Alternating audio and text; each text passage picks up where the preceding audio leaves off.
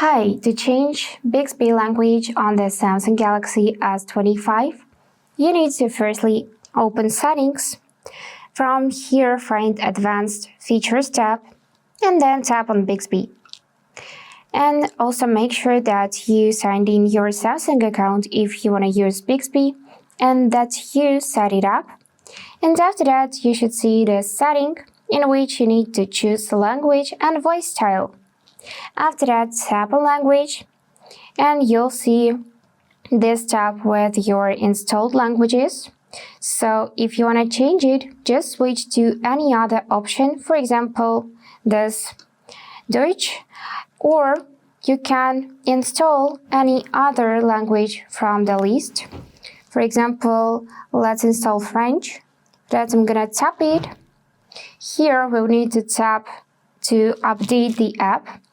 And now it is installing this language pack. So let's wait a few more seconds. Great, and now we can just go back and it will appear in your languages list. So you need to simply select it. And now we just changed language for Bixby. So that's it for today.